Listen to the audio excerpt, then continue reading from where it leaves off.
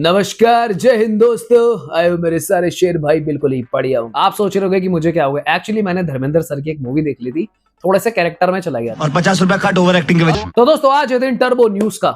ऐसी ऐसी खबरें सुनाने वाला हूँ, सुन के होश उड़ जाएंगे। एक न्यूज तो भाई ऐसी आ गई है, मर्सिडीज ने BMW से इंजन मांग लिया उधार। देख लो दोस्तों मार्केट में क्या चल रहा है। पर इससे भी बड़ी बड़ी न्यूज है आज की वीडियो में, पूरी एंड तक देखना।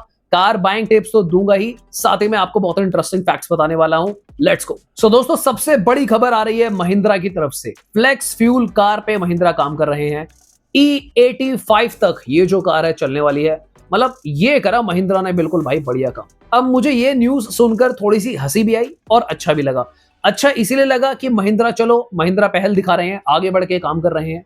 पर यहाँ पे अभी तो फिलहाल E27 का ही नहीं पता, उसके बारे में कोई खबर नहीं आई है, विच इज क्वाइट अनफॉर्चुनेट, क्योंकि लोगों को दिवाली पे गाड़ियां खरीदनी है और उनको E20 कार्स मिलेंगी। तो ये अच्छी बात है कि Mahindra directly flex fuel car पे काम कर रहे हैं और इनका जो लेटेस्ट NU प्लेटफॉर्म आया था वो इसको सपोर्ट भी करेगा। सो न्यूज के अकॉर्डिंगली ये जो कार्स होंगी E30 पेट्रोल के लिए भी कंपैटिबल होंगी। तो E27 का कोई अपडेट नहीं आया, आई डोंट नो व्हाई, कि जो पुरानी कार्स है उनका क्या होगा। मारुति ने भी जो अपडेट दिया था कि E20 कार्स आप करा सकते हो जिनकी पुरानी E20 कार नहीं है, यानी कि जिनकी E0 या फिर E10 थी, तो वो लोग E20 करा सकते हैं। तो मारुति ने भी ये नहीं बताया कि E27 का क्या होगा जब अगर वो फ्यूल आता है। अब इंडियन गवर्नमेंट तो भैया लग गई है कि 2030 तक हम E30 करना चाहते हैं। ये सच है, ये एक ट्रू न्यूज है कि 27 का तो पता नहीं कि E27 पेट्रोल कब लगेगा, पर गवर्नमेंट की तरफ से ये कंफर्मेशन आ गई है कि 2030 तक ये E30 करके ही मानेंगे। न्यूज के अकॉर्डिंगली और भी सारे ब्रांड्स हैं जो उसमें लग गए हैं। मैंने आपको पहले बताया था कि पंच फ्लेक्स फ्यूल आ रही है, वैगनर फ्लेक्स फ्यूल आ रही है, इनफैक्ट क्रेटा फ्लेक्स फ्यूल भी आने वाली है। टोयोटा भी काम कर रहे हैं। अब मारुति टोयोटा तो आपको बताइए कि मिलके काम करते हैं। तो यहाँ पर अच्छी बात यह है कि सारे ब्रांड जो है आने वाले जो ये फ्यूल की आपदा है कि मिक्सिंग बढ़ती जा रही है, एथेनॉल की ब्लेंडिंग बढ़ती जाएगी, तो उसके लिए काम कर रहे हैं। कब ये कार्स आएंगी मार्केट में ये खबर नहीं आई अभी तक, बस ये अपडेट आया है कि they are working on it. Timely मैं आपको बताता रहूं। नेक्स्ट न्यूज अगेन महिंद्रा की तरफ से आ रही है। आपको पता होगा रिसेंटली महिंद्रा ने अपनी BE6 का बैटमैन एडिशन निकाला था। इनिशियली महिंद्रा ने कहा था कि एक लिमिटेड एडिशन कार है, हम खाली अराउंड 300 यूनिट्स इसकी बनाएंगे। पर दोस्तों महिंद्रा के अकॉर्डिंगली भैया भर भर के डिमांड आ गई है, तो महिंद्रा ने इसकी जो प्रोडक्शन है उसको 300 से बढ़ा के 3 गुना कर दिया है कि अब हम 900 यूनिट्स बनाएंगे, क्योंकि हमारे पास बहुत सारे ऑर्डर आ रहे हैं। तो यानी कि भैया लोग जो है अब BE6 को बैटमैन वाली कार मान चुके हैं और उसमें बैठ के बिल्कुल बैटमैन की तरह रातों को जाएंगे गुनाहों से लड़ने।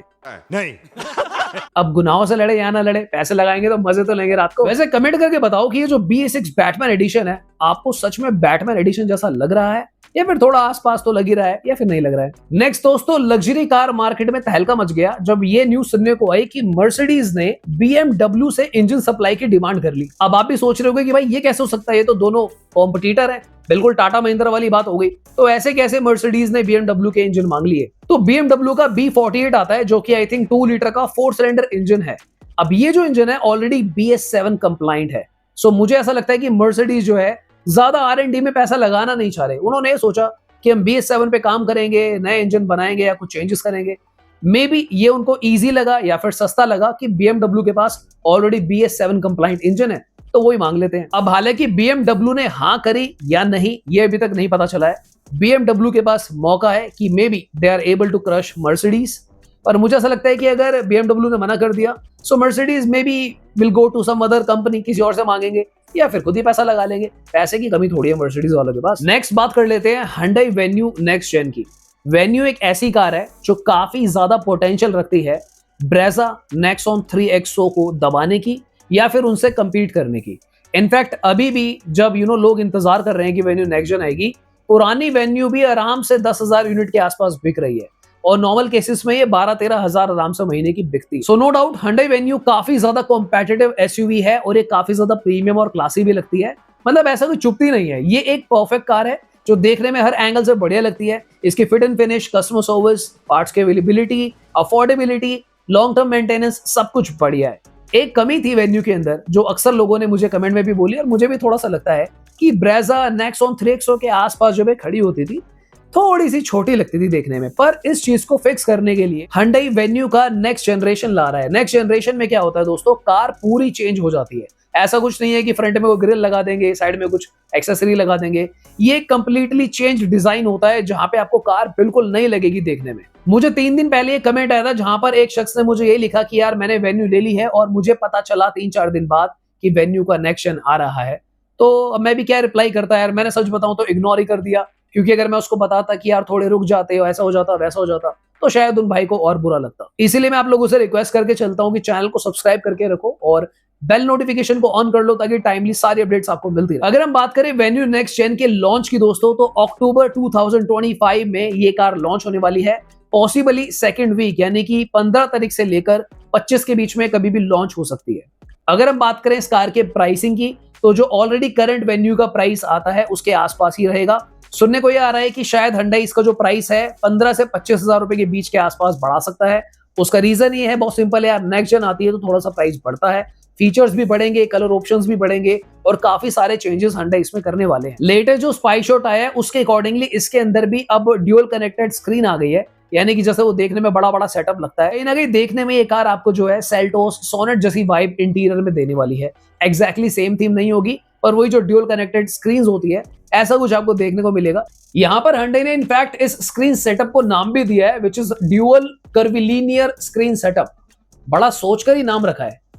अब ये सेटअप ऑलरेडी आपको, जैसा मैंने बोला कि बाकी कार्स में, फॉर एग्जांपल वर्ना में, इनफैक्ट क्रेटा में भी आता है, अल्काजार में भी आता है, जिसमें आपको 10.2 इंचेस का जो है इंफोटेनमेंट देखने को मिलता है with digital instrument cluster. In fact जो एसी वेंट्स आते थे Hyundai वेन्यू के, कुछ लोगों को अच्छे नहीं लगते थे, उसको भी इन्होंने रीडिजाइन करा है तो काफी सही लगेंगे आपको। फिजिकल जो कंट्रोल्स आते थे, जो डायल्स आते थे इसके, रोटरी डायल, क्लाइमेट कंट्रोल्स के बटन या फिर स्टीयरिंग माउंटेड कंट्रोल्स, सब कुछ काफी ज्यादा चेंज होने वाला है। बिल्कुल लेआउट अपग्रेड हो जाएगा। यहाँ पर आपको देखने को मिलेगा एक built in dash cam, auto dimming IRBM, multi layer dashboard with possible subwoofer integration. तो यहाँ पर कंपनी जो है आपको कोई ऐसा मौका नहीं देगी कि आप जाओ गाड़ी लेके मार्केट और अलग से कोई वूफर लगवाओ, सबवूफर लगवाओ, स्पीकर्स लगवाओ, सब कुछ आपको रेडी करके देंगे Hyundai वाले।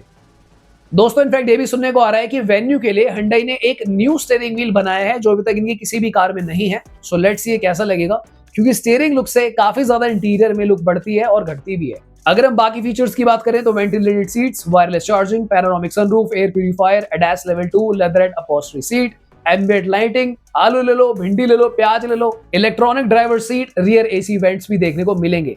अगर हम बात करें एक्सटीरियर्स की, तो रीडिजाइन फ्रंट फेशिया आपको देखने को मिलेगा। इसकी रियर प्रोफाइल भी चेंज हो जाएगी।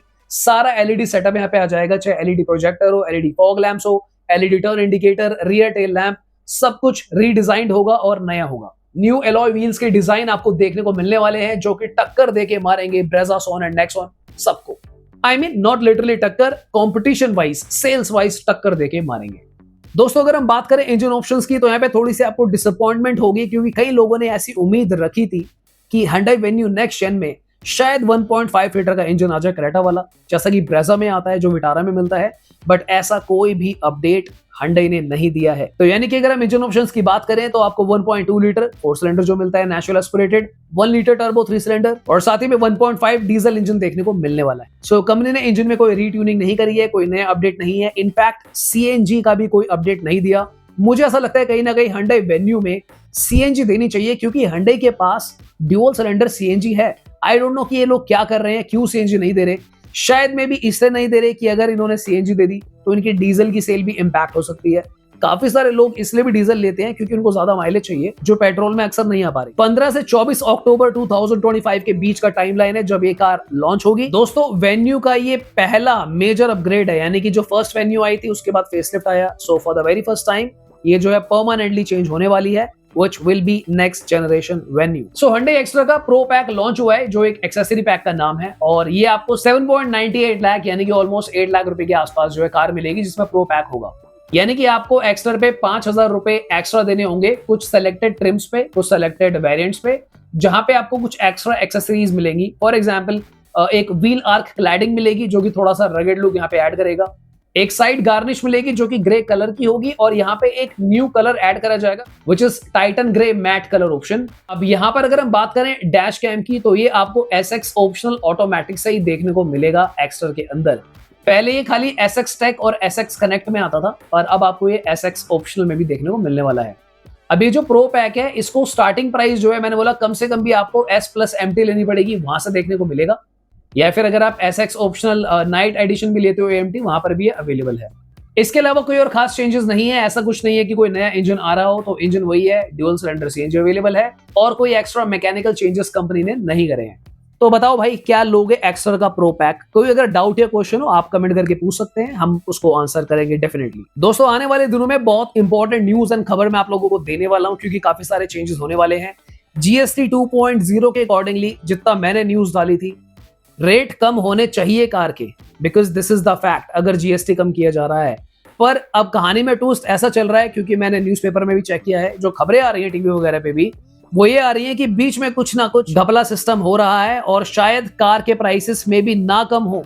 तो ये काफी ज्यादा दुखद होगा, क्योंकि यार देखो अनफॉर्चुनेटली हम लोग तो न्यूज दे सकते हैं, बाद में सरकार उस पर क्या रिएक्ट कर रही है, ऑटोमोबाइल कंपनीज ये लोग मिलकर क्या कर रहे हैं, वो हमारे हाथ में नहीं है। हमारा काम है खाली सच बताना। I will be keep on sharing the right news with you guys. Till then मिलते दोबारा किसी और दिन। Bye bye, take care.